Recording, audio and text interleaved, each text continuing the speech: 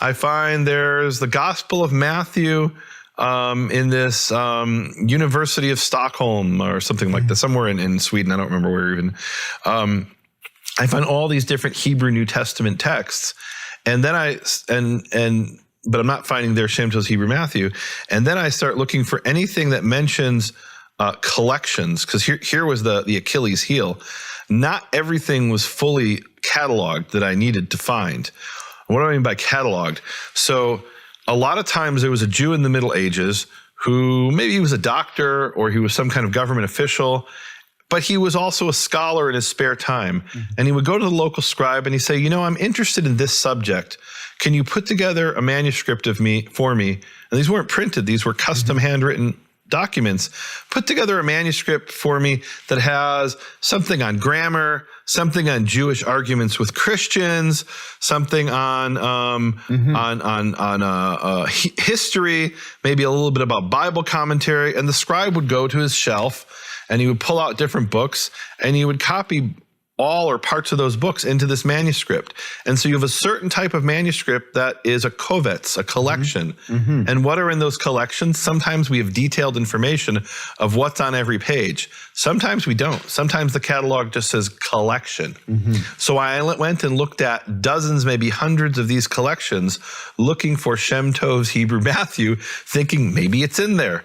And I found some. Wow. And that's how I ended up with 28 manuscripts. Wow. Once I had those manuscripts, first I had them in microfilm, and then I had to get permission to image them, let's put it that way. And in some cases back then, the only way I could get images is they'd say, well, we can't give you permission to take a photocopy. That's what people could do back then.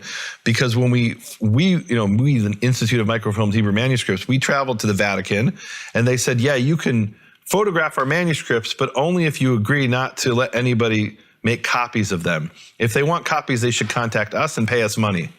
And I ended up contacting numerous libraries, and in some cases I bought my own black and white microfilm. This is before digitization. And I actually, as we were doing the study, in the middle of the study, I said, wait a minute, I think I still have some of these microfilms. And I went and pulled out from a shelf, and I had a box that said microfilms on it, and I opened it up, and I found a bunch of microfilms. Some of these microfilms I've had for over 15 years. And I realized, wait a minute, I have those digitized, but that was digitized back 15 years ago. I could do a lot better today. We have much higher resolution. So I sent them away to a company. I haven't gotten them back yet, but I sent them away to this company to redigitize some of those manuscripts. But in order to do the basic work that we're doing, first I had to do that painstaking legwork in which I spent hundreds of hours looking through things. 99% of what I opened up had nothing to do with Shem Tov's Hebrew Matthew, but I wouldn't know that until I looked through it. And I was able to eventually collect a list of 28 manuscripts that have Shem Tov's Hebrew Matthew or portions of Shem Tov's Hebrew Matthew. So you've went through that whole process, Nehemiah, and I asked you that question because we're just about to go to the real, what I call the money ball, which is you showing us the process and some of the comparing and contrasting. And this is an even number episode. 26. So the plus is going to be on nehemiahswall.com for real this time. Absolutely. Okay. And in the plus, we get to share some really cool things that we didn't have time to get through here. I see we're a little bit over time as it is. Yeah. But Nehemiah, the reason I say that it's important, I said I got two more cards here. I got two more aces for your plus episode that I want to share with people. I want people to understand that the process that we've been going through for years and the process that you've gone through for years, decades now, is a painstaking process. But man, I'm telling you, the pearls that are coming forward are... Look, this is actually something a lot of people don't understand about scholarship. They think it's all exciting and fun. And there's part of it that's exciting and fun, but 98 or 99% of it is back in the day, sitting in the library, day after day after day, hunched over books, writing notes, hunched over a computer, writing notes. And today, I said back in the day in the library, now a lot of it's done from home because of COVID over the internet, but it's hunched over a computer, hunched over books, taking notes. And I actually saw this years ago.